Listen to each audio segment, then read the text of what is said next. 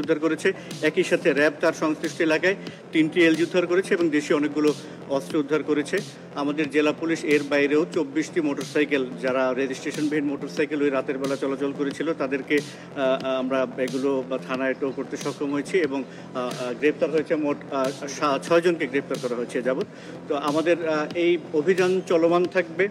আপনারা দেখছেন রাউজানকে শান্ত করার প্রয়াসে জেলা পুলিশ এবং নৌ পুলিশ, এপিবিএন, র্যাব সহ সকলে কিন্তু আপ্রাণ চেষ্টা করে যাচ্ছে একটি নিরাপদ চট্টগ্রাম আপনাদেরকে উপহার দেওয়ার জন্য।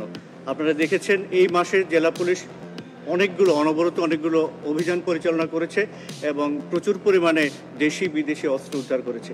এর বাইরে আমাদের নিয়মিত অভিযানের অংশ হিসেবে সাতকানিয়া থানা একটি বিদেশি পিস্তল উদ্ধার করেছে এবং সাতকানিয়া আপনারা জানবেন আয়ুব ডাকাত নামে একজন ডাকাত ছিল, যে কিনা আমরা গোপনে তথ্য পেয়েছিলাম যে কয়েকটি বাড়িতে এবং তেলের পাম্পে ডাকাতি করতে যাচ্ছে। সেই ডাকাতি করার পূর্বেই আমাদের চৌকস দল তারা আসলে ছদ্মবেশে ছিল এবং তাকে ধরতে সক্ষম হয়েছে, গ্রেফতার করে আইনের আওতায় নিয়ে আসতে সক্ষম হয়েছি। তা আমাদের জেলা পুলিশের এই কার্যক্রম চলমান রয়েছে। আমাদের সাথে র্যাব, এপিবিএন, নৌ পুলিশ সবাই মিলে যে কাজ আমরা শুরু করেছি, আমরা চাচ্ছি ধারাবাহিকভাবে একের পর এক আমরা এই অভিযানগুলো পরিচালনা করব।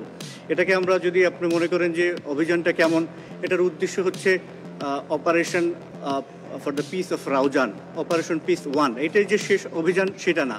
আমরা শুরু করেছি, আমরা ক্রমাগতভাবে সন্ত্রাসের মূলোৎপাটন না হওয়া পর্যন্ত আমাদের এই অব্যাহত অভিযান চলমান থাকবে।